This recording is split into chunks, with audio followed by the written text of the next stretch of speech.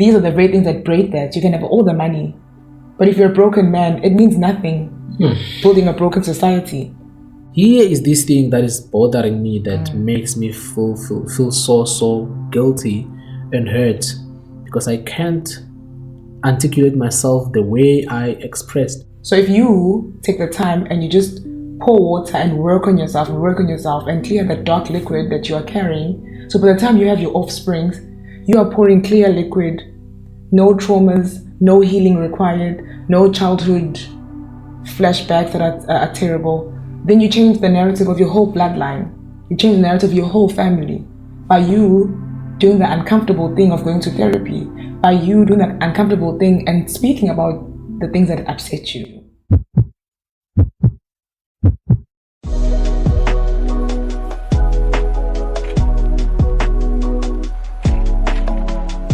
Everyone, welcome. Siphindile. How are you? I'm well, thank you, Vision. How are you? I'm good. I'm more than good. I'm happy that you're here. We arranged, I think, a month ago. Yes. That you'll come through for one of the episodes, and we'll just have this, calm discussion about life. So I'm very glad that you came through. I really appreciate you taking your time to come through on such a beautiful, quiet Sunday.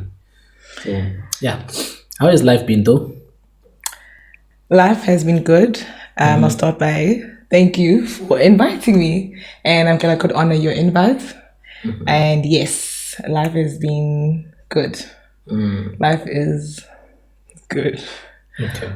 For someone who doesn't know you, who doesn't know what you do for a living, who doesn't know where you come from, where you are, and maybe what are your aspirations, how would you describe yourself? Ooh, it's a big question. I am Siphindile Radebe.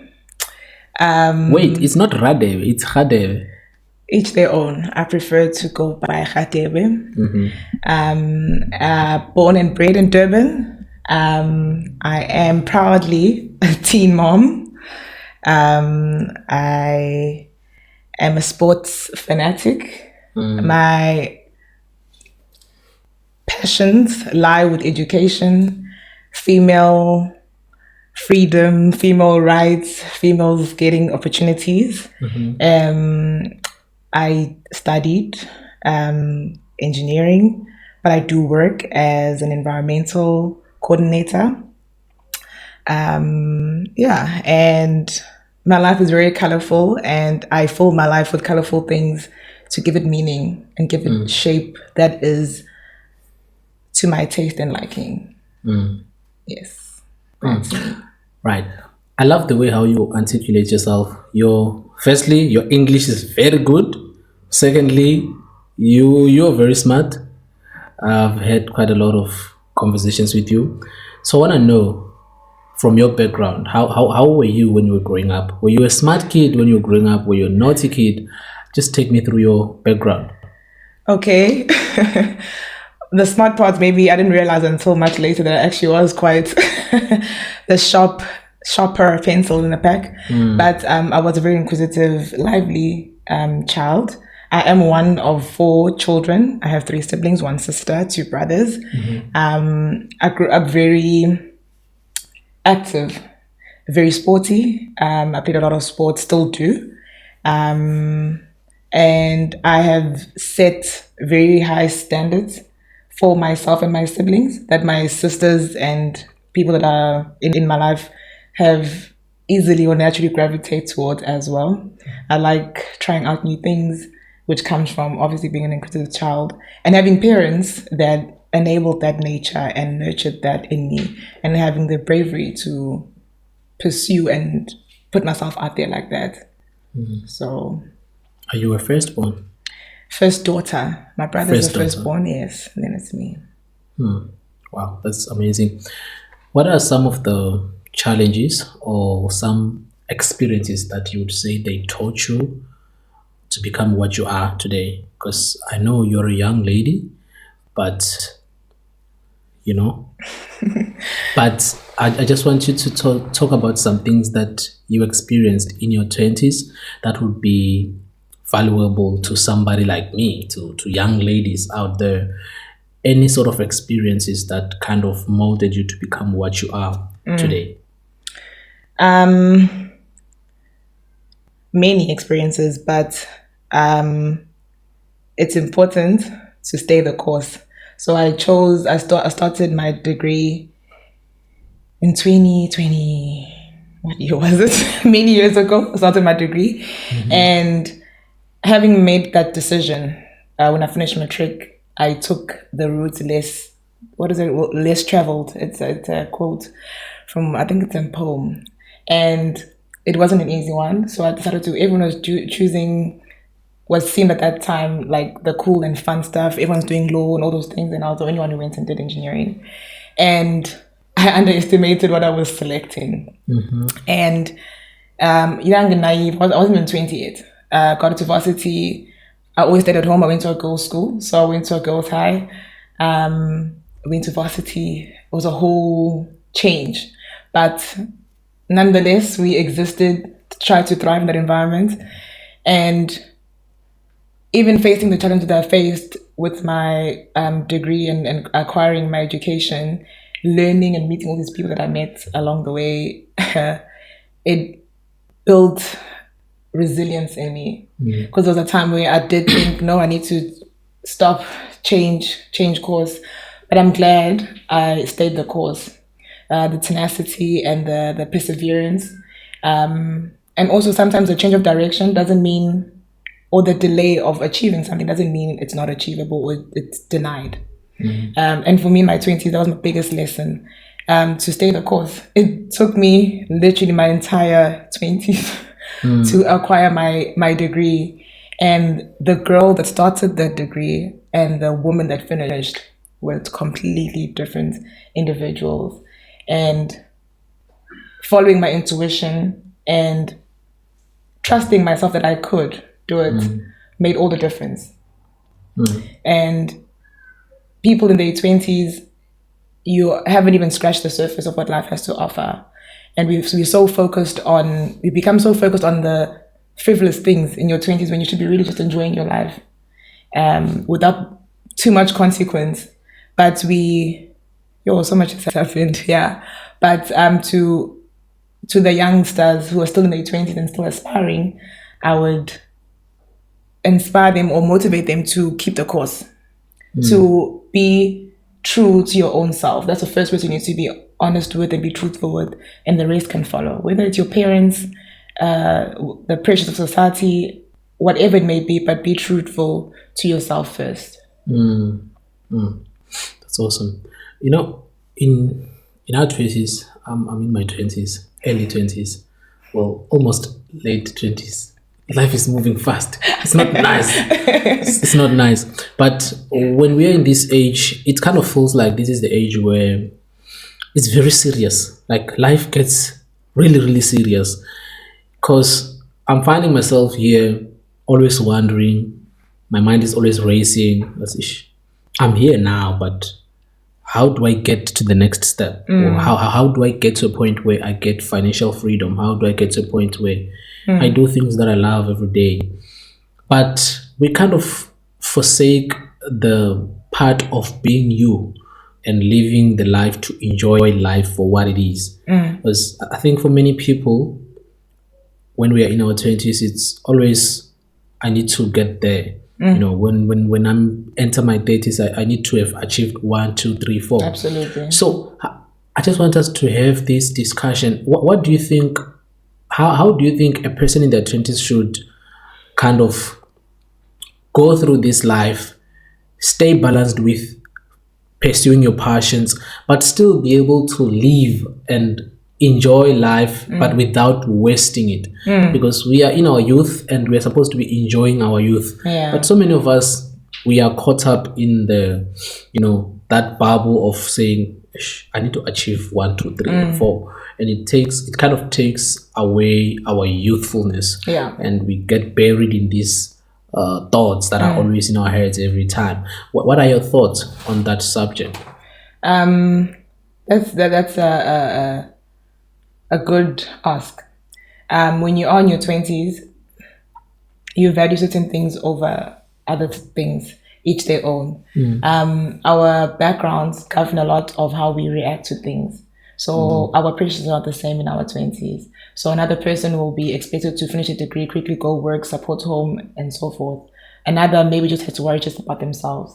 So while living well for yourself, it's important also to, I wouldn't say put pressure to now go try like get a bond, go buy a house, but put yourself, get information to align you to where you want to be.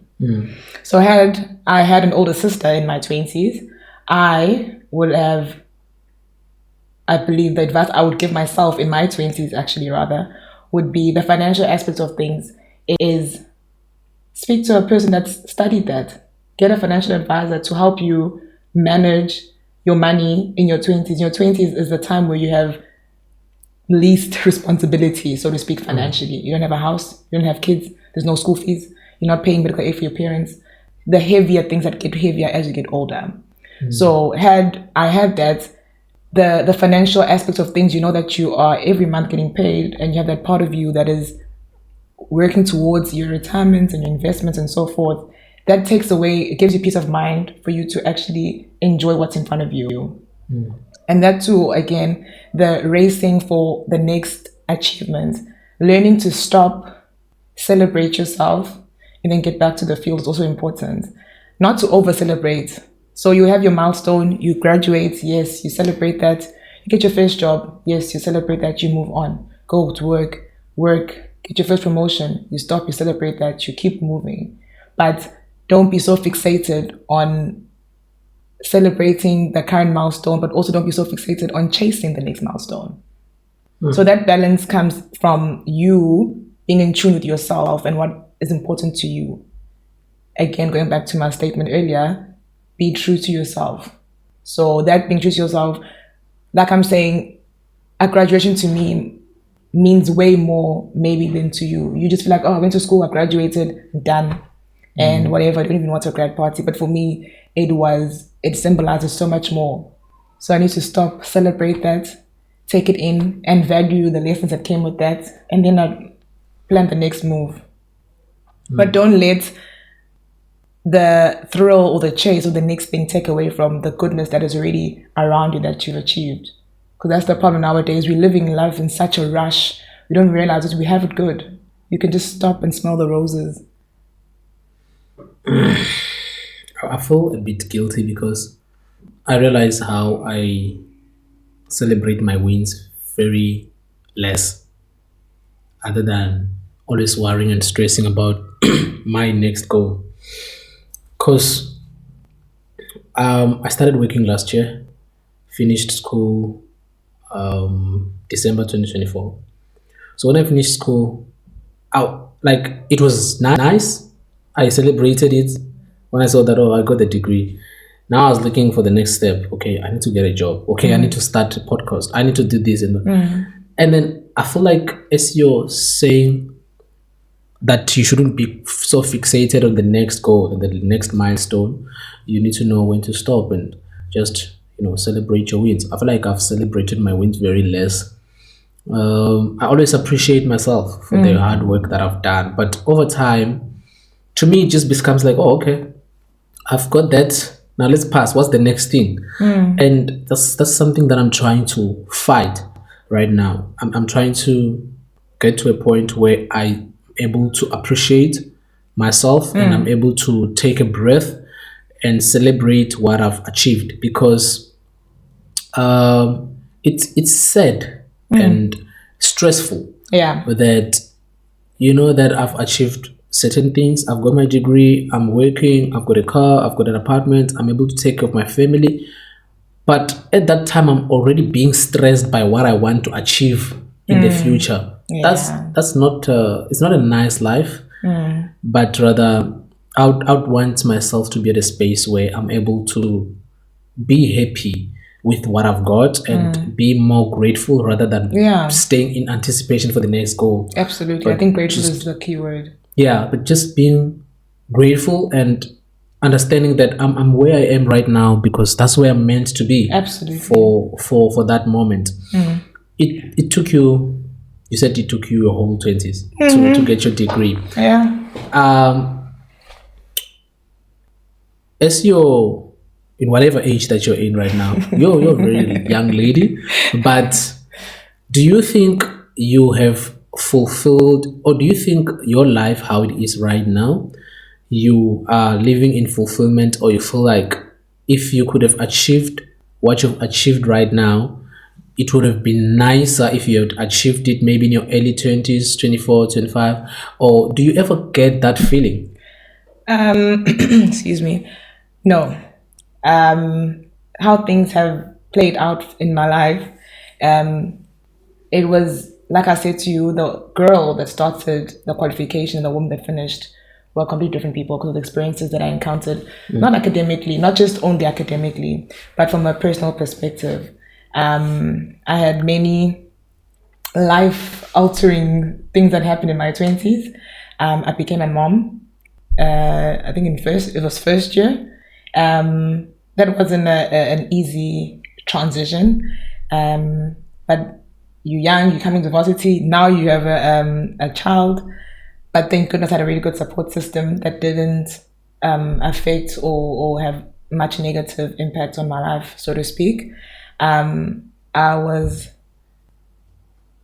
focused on, not even focused, but I was in a relationship from obviously having the child. It was a very big part of me at that time in my 20s. And when I look back now, the lessons I learned through being in that relationship at that time, in that moment in my life, has brought me to where I am today. Everything will happen when it's meant to happen. Had it happened any sooner, I feel like I wouldn't be living such a fulfilling life. And for a young woman, we only fully develop our frontal lobe around the 24, 25, where your decision making skills are much sharper, and you're able to realize, the guy that I thought was the love of my life at 18, you wake up and you're 25, you're like, actually, no, this is not the guy I want to be with. And you start acting on that. It's not easy, but when you have the realization and having the capacity to act on it has got me to where I am. And the worst thing I think we do, well, I did for me, is maybe prioritizing or maybe making I would say it's male-centeredness, or I was raised in a male-centered home, which translated to, the eldest daughter, your life is modeled by your mother's teaching, so to speak. So I did have the element of male-centeredness to some extent. And when I reached this prime age of 25, 26, I was like, actually, no, that's not what I want for myself. And I changed the narrative of my life at that time. So You're happy where you are right now. yes. Well, that's great to hear. Um, the challenge of becoming a mom when you were in your first year in university. I come from a place where there's a lot of young ladies who became mothers at a very young age before they even got to varsity. Most of them that I know, and it's to me it was very saddening to see that this young lady is having a baby, and she's still in high school. She's in grade 10, she's in grade 11, maybe she's in grade 12, but she hasn't even reached the start of chasing her dreams with a clear direction of what I want to do in life. Because when you're in university, you are like in the beginning of the journey that you are choosing for your lifetime. Yeah. You've picked a career, that's the career that is going to build who you are. But right now I see these young ladies, they're having babies, they haven't even reached that step. It was very sad at that particular moment. So I can only imagine if it was said to me, and it's people that some I'm not even related to, and again, I'm a man, I'm not a female. How hard is it for the person who's going through it? And you find that maybe this young lady the guy who gave her the baby doesn't even want to take responsibility, or maybe he wants to take responsibility, but there's nothing he can do because he's also a high school boy. So I used to think about those things and be like, how hard is this thing to these people? So I just want you to take me through. With you, it happened on your first year, but that's the most crucial stage of every young man and women's life. You're kicking start your career in university, and then kakaka, something happens. And now there is, a soul that has to come, that has to be fed, and all that. Yeah. Take me through, how was the emotional state on your side, and how did it impact you in a way that you would say it built you to being what you are today? But I just want to understand those kind of emotions, because to me it feels like, if a lady is having a baby at the time that they don't want, like I want to hear it firsthand from a female's perspective, because I always have it in my perspective, like, okay, I can only imagine the kind of pain they're feeling, but I just want to hear it from a female's perspective. No, for me, my personal experience was not a horrific experience. Yes, my parents were disappointed, obviously. I was disappointed myself as well. I wanted, that's not how I planned. It's not how I envisioned my life turning out or starting out, so to speak. But when it did happen, I did have a lot of support, as I said. My family my family is beyond amazing. My partner at the time, the father of the child, was extremely supportive, very there, very present for everything, and his family too. But the emotion of it is scary. It is nerve-wracking to realize, Uguti, you're just a kid yourself. When you're 18, like I'm saying to you, I came from a girls' school. First year varsity, now you're falling pregnant. That's like, oh, you couldn't wait to get out of the girls' school to see boys. You like that whole thing. And for the worst for me, growing up, in fact, most people thought I was lesbian. So they were all shocked to even learn that I even had a boyfriend. So I was at varsity, I was at res. So my family didn't see me for a long time. So the emotions were there. And now I had to really make sure I do well at school, because I can't come home pregnant and now you failed. So I had to push through that. Your body's changing. And I was much smaller than I am now, and I was small, so I was very petite. But thank goodness for the love and support I had around me. I can't imagine going through all of that without having had my family and a supporting partner. It's you yourself are changing. Circumstances around you are gonna change. You have somebody that's directly responsible. You are responsible for. You have to answer for. You don't know what to expect. You're also just as scared. And here in the school, your parents are paying. They're expecting you to do well. Push through. Okay, baby arrives. Getting the support as well again. Like I'm saying, it didn't disrupt in fact, my family and my son's father's family gave me the cushion to enjoy my 20s still and not feel like having a child I was robbed of my youth or anything like that. But other girls don't get that. Some people, when they fall pregnant, they have to get out and go work and make ends meet, which others did. There were girls who did fall pregnant and ended up not being able to complete their qualification because they didn't have the financial support or even the emotional support at times. It can be a lot. It is a lot. It's not an easy thing, and it's not a passing phase. It's a start of another whole journey. Parenting, being a mom, being responsible, how your choices will affect this person now. It's not just a me show. So the girls that are young, that's why my passion, I have such deep passion for females getting a chance, and because they always have it harder. Because the same boy and girl who impregnate each other in matric, the boy will go to varsity.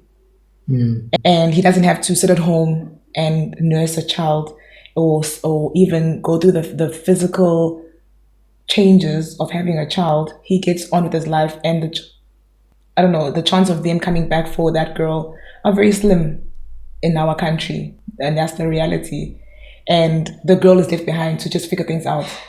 And that's become a norm, man. It's just accepted as a national standard. The mother of child of the first or your first child, those parents don't end up together. Why? And we're accepting that. And the women have to fight even harder just to level up, just to meet where the boys are. So I will always support women through and through. And I hate how it's also viewed when you fall pregnant as a woman that it's almost your fault or you could have done better. It's never, it's not a dual blame. It's like, oh, silly girl, you know, when you two were just as naive. So why am I getting the blame just because I carry the tummy and everyone can see that I'm pregnant, but what about the boy? Even in our churches, people, the girl, no, you can't come to church, youth, one side until you deliver your baby, then you come back. But the boy continues to go. The inequalities that stem from that are just too many and too heartbreaking for the woman. So, yeah. Do you think such experiences and such emotions as a woman, it kind of have an impact into a relationship for a female? I want us to just talk about females holistically, not just personally you or myself. We're talking about males. Do you think such things have some sort of effect in how a woman would react to relationships afterwards, after maybe having a kid with somebody, and then it happens that, okay, they're present for the first part of the kid's life, and then as time goes on, they separate or the father vanishes. Do you think how much of an impact do you think does this have on that kind of a female's perspective when it comes to relationships? Do they still believe that I have a chance to be loved, I have a chance to get into a relationship and commit and trust, and even commit into marriage? Do you think what kind of impact do you think such experiences have on females? I think the impact obviously is there. Like I said to you, depending on the time it happens in your life. When you're younger, your reactions and responses to things is different versus when you are older or when your frontal lobe has developed and your emotional intelligence is sharpened. So yes, it does affect your sense of trust, commitment. But then again, I also believe you are, as an individual, able to learn. So you know the traits or the things that you do not want from the next guy or your partner or the person you intend to build a life with. And I believe you wouldn't make the same mistake. So when you're young, the things that govern your choice making versus the things that you choose as you choose a life partner are not the same. Maybe in high school, the hot guy, the guy with the muscles, the guy who was driving to school, or whatever, the guy who was cool, that's the guy maybe ended up having this child with, or whatever the case may be.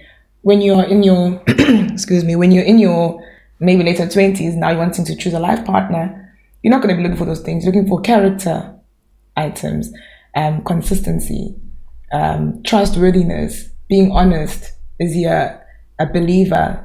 Do you guys have the same belief system? When he's in trouble, is stressed, how does he react? Can you trust his character? Can you trust his leadership, his integrity? So yes, women can be traumatized or scarred from experiencing that, but the thing is, what do you do with that trauma or that experience? You must take that and empower yourself into making sure that you make decisions that move you away from guys like the guys that you experienced before. And that's why also it's important for women to be in setups where they're speaking to other women, because other women are not able to have these conversations at home. We are not taught as African kids how to pick well. We are nurtured, or from birth you are taught to serve your brothers, serve your father. you are never in a position where you get to choose what you like, what you prefer, but you need to choose your partner. Nobody prepares you for that. And that's the biggest decision you'll ever have to make. But nobody is intentionally building you to identify characteristics, to identify the building blocks of a man that you can build a home with or build the family that you intend to have. So, in fact, I think most African households are very male-centered. And like I'm saying, the brothers, the dads, the uncles. What about the daughters? What about the nieces? Yeah, but what are we doing to make sure that they are in positions of power, they're in position of making better choices or good choices? So that's, I think for me, that's the most heartbreaking part of it all. That the woman, every time that the shortfall always goes on the females. And you have to always you always double judge or triple judge. Oh, you should have known better. You should have done better. How was I going to know if this guy was going to disappear and ghost me? Because guys can pretend. He can present himself to one thing. Because even at home, they can be good guys in front of their parents, but they're busy doing other things outside. All those things, and nobody calls it out. It's, we saw. When you're busy destroying families and people's futures. If you want guy having 3 baby mamas, what about those 3 ladies that you're not going to marry or intend to build with, and you go off and you marry yourself a nice young girl? Who's calling that out? What are the mothers saying? Who's defending the girls, the voiceless? Yeah, well, then you find women that are angry. Now you bringing up kids in. It's just a vicious cycle. It's a bad cycle. Interesting. I advocate a lot for better treatment for everybody, and for people to choose what is always best for them. I don't advocate for a man who gives a burden to a woman and decides to leave or decides to just leave it as it is. However, there is a part of what you said that as a young lady, you have to know how to pick. And I feel that's a little bit challenging. And as much as a woman, you may have grown from the challenges you had. You may have, had experiences that taught you certain things. I think it comes very hard for you to say you're going to pick a guy who is going to treat you better, and is going to be the guy whom maybe you want to get married with this person and have a wonderful family and have a healthy relationship. I think that's a very hard thing, and especially at this generation, because we're at a point where so many men have great intentions. So many men have good intentions to become great fathers for their kids, great husband for their wives. But with so many men, and not sidelining females, with so many men who are broken. And well, get me straight, I'm not advocating for a guy who gives a female a kid and then runs away, or a guy who abuses a woman or anything. No, I'm speaking about someone who intentionally wants to be the best. A man who wants to be the best, but then you find this guy, he articulates himself well, and he shows you his passions, he shows you his intentions about you and the relationship he wants with you, and solely because that's what is in their heart, that's what he wants. But then because he's got wounds, he's got traumas that he is dealing with, he's broken because of certain things that has broken him. You get into a relationship, and then the relationship doesn't really resemble the intentions that were there in the first place. And to you, it may come off as if, like, I'm trying to imagine a person who's been broken, a person who maybe, a guy gave her a kid and then ran away, and then now you find this guy articulates himself well, and then you start dating, but you start seeing some different characters from him that are different from what he kind of alluded when you were still talking before you started dating. How do we navigate that? Because so many men are broken because men, we are that type of a species that not many of us are able to speak out, and something that we can say, after I speak out, it's settled. I've moved on. A lot of things that happens in our lives, we bottle it in our hearts. Even though I may speak about it to my friends, or I may speak about it with the woman that I'm dating, it's it takes a lot for us to kind of move on from something that has broken your heart, because you're striving to be the best, but this thing is withholding you. And it's so heartbreaking to see that you have good intentions, but in turn Your you actions say otherwise. you fail to express the good intentions because of the things that have happened in your past. Yeah. Like, I'm confused. How do we kind of like reach that balance to say, as a man, I've got, because you cannot erase traumas, you cannot erase things that have broken your heart. But how do we get to a point where we say, like, okay, I'm in this relationship with this woman. She's been broken before, but I want to be a comfort place. I want to be the man who's going to express my intentions throughout our relationship, and not be someone who said certain things but then couldn't fulfill them. That is very hard. I'm saying that because I'm also guilty of it. You know what I mean? Yeah. That's very hard, because you have good intentions. You know that Yeah.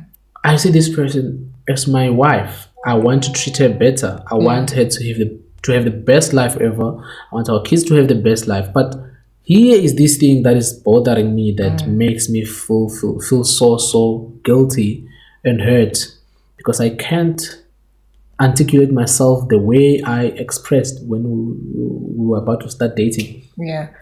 What's the solution to this? I always advocate for getting the experts involved. When you identify that you have traumas, you identify that you have unhealed parts of you. I do not believe you can be in a healthy relationship when you yourself are not well. So if you value well yourself, and you're already in a relationship where you see and go see this person is a person that really you want to be with, you should be willing to put in the work. And sometimes the work doesn't mean you're going to couples therapy, but you're going for yourself to make sure that you are healed. It's not going to remove anything, but going to therapy and seeing the specialists, people that have studied this, will help you, give you the tools and the mechanisms to move forward without harming what you're trying to build.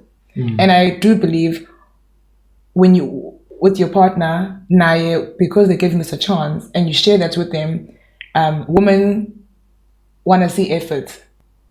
So if you can't make excuses all the time. If you are making a certain mistake, a repeated mistake, and you keep telling me, oh no, because something happened in my life, or my dad this, or my mom this. Yes, I can't remove that. I can't change what has happened, but you can't allow that to jeopardize what you're trying to build now. So the onus is on you. How far are you willing, or how much are you willing to lose over what you really lost in your childhood?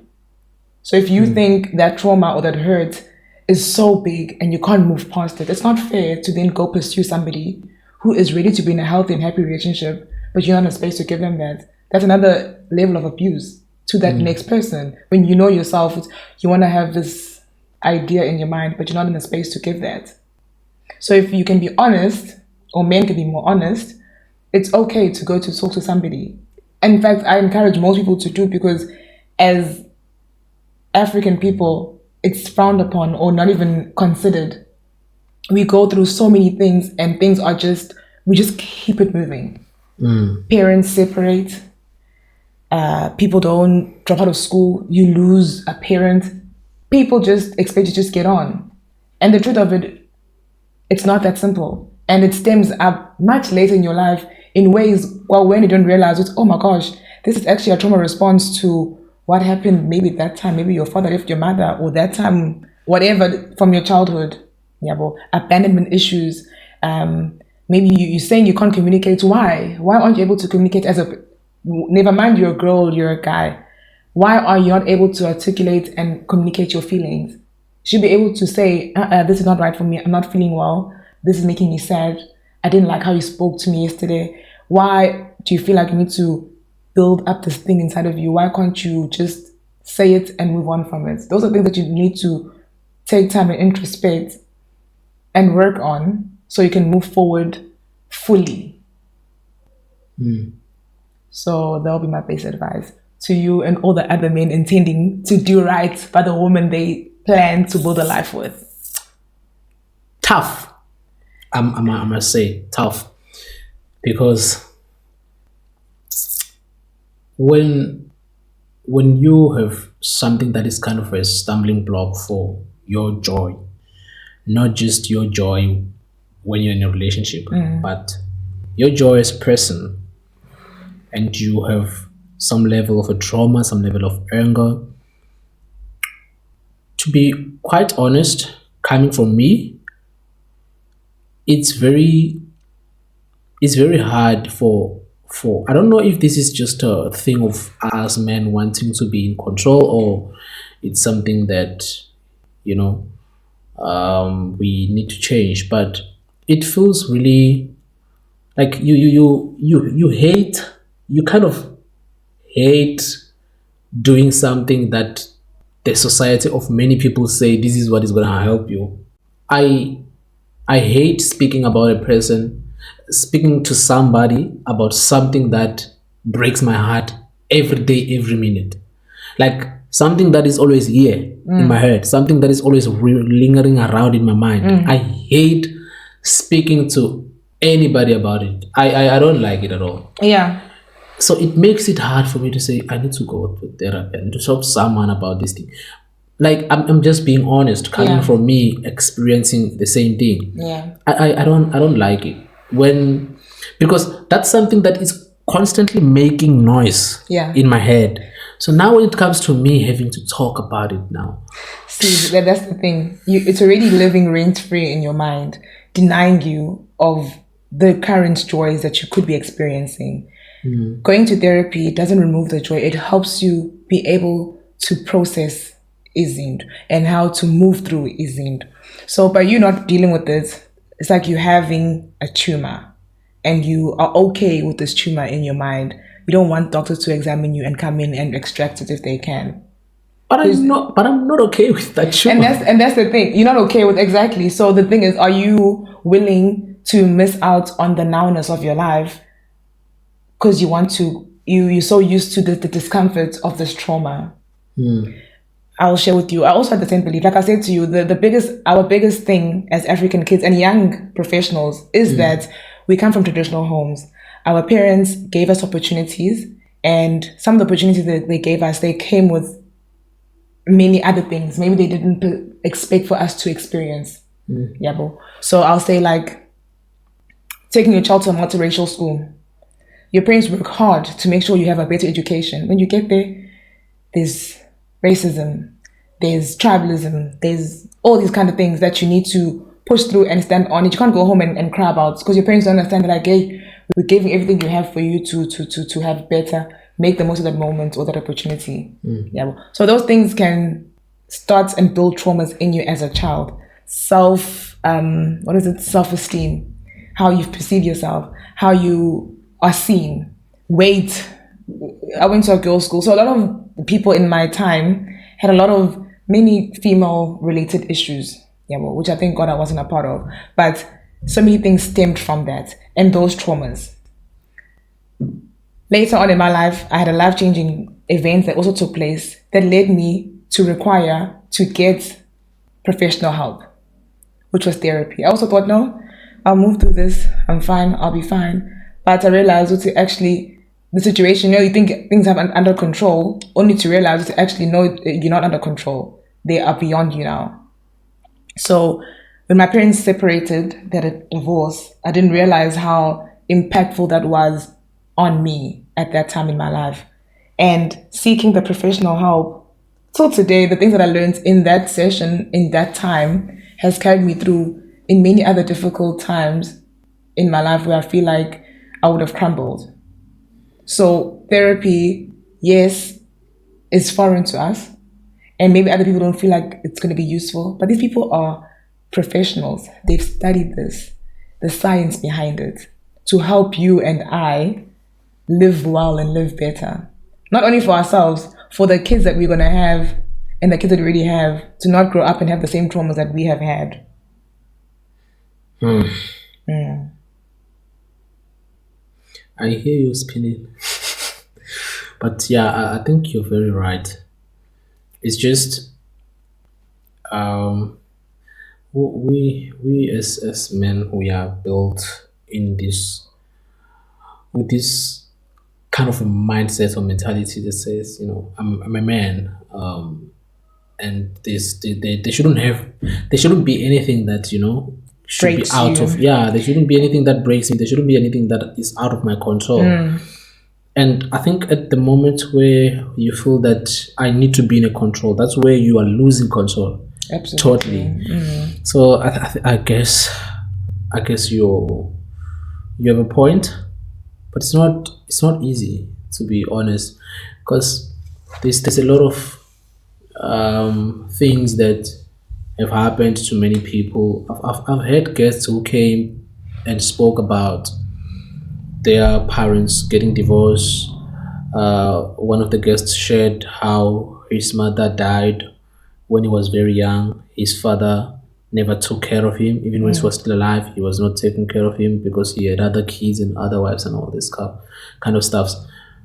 And what came to my mind was when this guy told me that, you are a man, and something that you may be experiencing right now that is causing you to have resentment, anger, and frustration. You might find that you just inherited something that was happening to your father. That man who has abandoned you, that man who kicked you out, that man who doesn't want to take care of you, that man who's very aggressive with you. You just inherited something from him. So what you're going through, 90% chances that is what he went through. So now it's like we are in this cycle that is not ending, but it's just getting multiplied and multiplied. And how do you end the cycle? Going to therapy, I guess. Yes. But that's a decision that I think is very hard for many men. I tried that when I started this year. I tried to go to therapy. Yeah. I went there once. I hated it. I don't want to lie to you. I hated it. I said I'm not gonna go back there. But I know I want help. I know I need help. I know I need to heal. I know I need to move on from my experiences. Yeah. But I'm not gonna lie to you. I don't want to go there. Like I did it first time. I was like, this lady thinks I'm gonna come back here. I'm not coming back. So I think I don't know, man. But I think that one thing that is very important is having a relationship with God is a very crucial thing for every man. A man who's guided by the wisdom of God is a very valuable man. Because the Bible instructs us that a man who's controlled by his emotions, it says something around that. I don't really remember what God said about us, well, about men who sometimes can't control their emotions, but he encourages that a man has to know God and be rooted in the faith of God and be guided by the wisdom of God and never be controlled by anger or emotions. I think having a relationship with God and keeping it alive is what can be a solution to many of the problems that men are facing right now. I wouldn't say a solution. I think it could be a additive. It's an added layer of protection. It's no use putting a plaster over a wound instead of treating the wound first. So a trauma is internal. No matter how deep rooted you may be and resemble what God wants us to be as a man, that's what trauma is. You don't plan to react in a traumatic way. it just reveals itself because it's in you. That's why it's important to go get the help in therapy.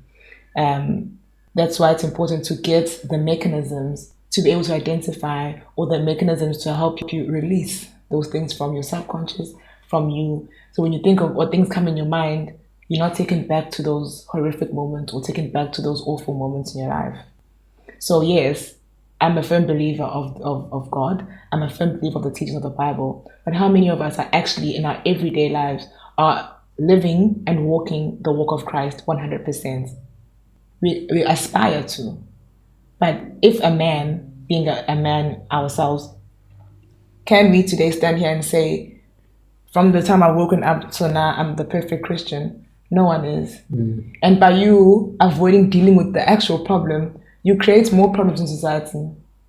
Go marry this woman, your traumas come in, you have kids, you inherited your trauma from your father. Now you're going to pass it down to your children, you're going to give it to your wife. There's a nice video that I normally see on social media where there's a cup. It's your grandmother holding like a dark liquid, like a Coke, a liquid. Then you pour it, so I'm your grandmother, then you are my mother. I pour into your cup. All my teachings will go into you, I'll pour into you. So all that dark black liquid will go into your cup. You have your child. So that almost now you've identified there's a problem in this family. There's a dark liquid hovering over us. The onus is on you. You have an opportunity now to clear your liquid before you pass on to your child, or you pass on the exact same liquid that I gave to you as a traumatized or broken mom or broken father. So if you take the time and you just pour water and work on yourself and clear the dark liquid that you are carrying, so by the time you have your offsprings, you are pouring clear liquid, no traumas, no healing required, no childhood flashbacks that are terrible. Then you change the narrative of your whole bloodline. You change the narrative of your whole family by you doing the uncomfortable thing of going to therapy, by you doing that uncomfortable thing and speaking about the things that upset you. This is now way bigger than just yourself, your kids, maybe even your father, wherever he will be, whoever who was the cause of the trauma. You're releasing them spiritually, like, we cool, man. We dealt with the animal. It's like having the animal of addiction and stuff like that. You've conquered it. You were the one that changed that for your family. You were the one that changed the direction of this family. Everyone like her is an alcoholic, but you are the one that said, nope, not me. Everyone doesn't finish matric. I'll be the first to finish matric. You were the one that changed the narrative. And that is the same context in which we don't spend enough attention to our emotional side and these things that really break homes. We're so fixated on the titles, being married, having a whatever. These are the very things that break that. You can have all the money, but if you're a broken man, it means nothing. Building a broken society. Yes, Vision. I hope it's landing well. It's landing, but it's landing, and you're very right. Yeah, it requires a lot of allowing yourself to be uncomfortable and to do uncomfortable things and sacrifice for the sake of the change. So I think that's one thing that I'm taking from what you said. What can you say to a young woman who is in the journey of discovering themselves or trying to achieve greatness in their life, in their career life, their aspirations? What advice can you give that young lady? I would say slow down.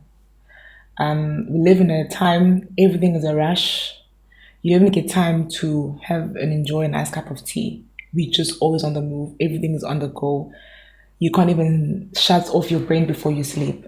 So as a young woman, for you to know and to align with yourself, you need to slow down. Women are strong in their feminine energy. And the moment we slow down, we switch off, unplug, doing more of what feeds your spirit, doing more of what feeds your soul, you're able to get clarity in terms of drive and passion.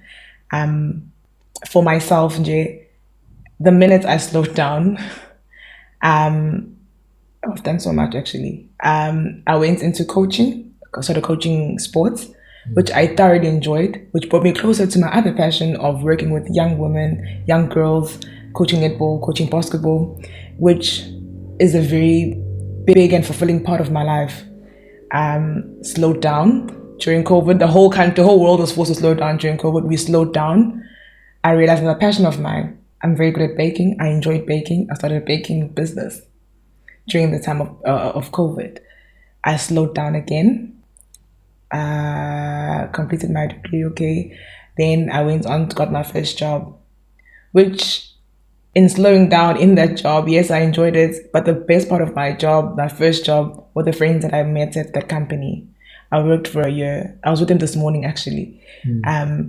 Slowing down can help direct where you need to go, where your soul's passions are.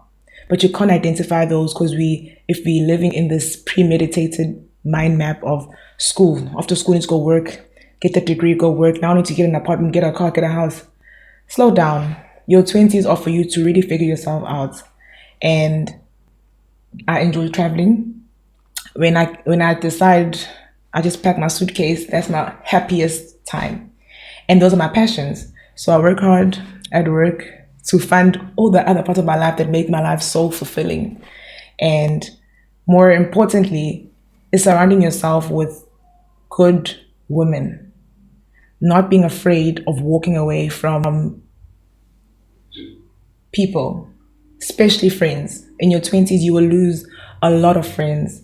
And it's okay, as long as you don't lose yourself. That's an advice to women. What about this? For the guys have their moms. Gosh. What about us? What are you saying about us from a female's perspective? Okay, for the young guys in their 20s, do good. Do good. The misconception about men or boys have, they think they can just do as they please and then they just get to pick the best fruit at the end. So how you treat women, think how you want your sisters to be treated, how your mother should be treated, and how your kids you'd want them to be treated. So when you look at a girl, don't do something that you don't want to be done to your relatives, so to speak. And I think the biggest downfall for African young boys is the females. The more money they get, the more females they get. There's no progression. There's no progress. You get an increase, you get a promotion, you get a nicer car to get more girls. The correlation it's silly. And I think maybe maybe that speaks to traumas as well. You're growing up maybe in Daweni where the grootmans are the guys with the money and getting all the nice girls. Maybe we're healing that. What makes you think why is the number of women in your life a judgment or a measure of your worthiness or success? How do we measure success? So men need to go to therapy and identify what true success means for them. Because you guys, like I'm saying, more money, more girls. It's sad to see, but I trust you will do better than that. You know better. Okay, I hear you, Siphindile, and I appreciate so much wisdom that you've shared here. Wow, I think this episode is going to speak to a lot of people, both females and us, women who are going through a journey of trying to figure themselves out, women who may be going through a tough time, maybe lost the love of their lives and all those kind of stuff. This episode is going to speak to who lost the love of their lives. Who lost the love of their lives? No, I'm talking about any lady who may have experienced somebody who just decided to walk away. So I think it's gonna speak to those kind of people, and males more on emotional and traumas side. I think it's going to serve a great purpose for that. So I'm really grateful that you came through, and this was not a waste of time. Actually, it was a very valuable time, which I think I've already said this to you. My dream for this podcast is to have multiple shows that will be hosted by different people. So I've already selected one of the hosts for one of the shows. That's it. That's it. I think, yeah. For one of the shows, my prayer is that by next year, I must be starting with the other shows, and I'm trusting in God that everything will fall in place. But believing and understanding that things don't always turn out the way we want, and that's okay. But yeah, the goal right now is for me to have multiple shows because I've identified that our society needs communication more, and we need to communicate about different things. So I think you are the best fit for some Well, thank you, Vision. Or actually, this kind of conversation that we had Yeah. today, I think you're the best fit for it. So yeah, one of the shows is already taken. Well, thank you. Well, I must thank my parents for my good English. Shout out, mom and dad. Clock it's your parents. Shout out your parents. They did well. Yeah. They did well. Oh, I must thank myself too for my self-confidence. What's Yeah. good English without confidence? Yeah. So yeah, no, I'm deeply honored. And I really do hope, even if somebody walks out away with something, but most importantly, the aspects of just trusting people who have studied the thing. That's what I believe in. Therapists, financial advisors, the engineers, the doctors could have studied. Yeah. So if you take something from this, let it be that at the very least. Yeah. Don't have to figure out life by yourself or on your own. Yeah. No, that's a great advice there on the last minute. Thank you for that. You can't figure life just on your own. We need each other. Don't have to food. Yeah, we don't have to. Yeah, Otherwise, it becomes really heavy. absolutely. Okay, I think that's it for this episode. You'll see her soon in my future shows. Bye.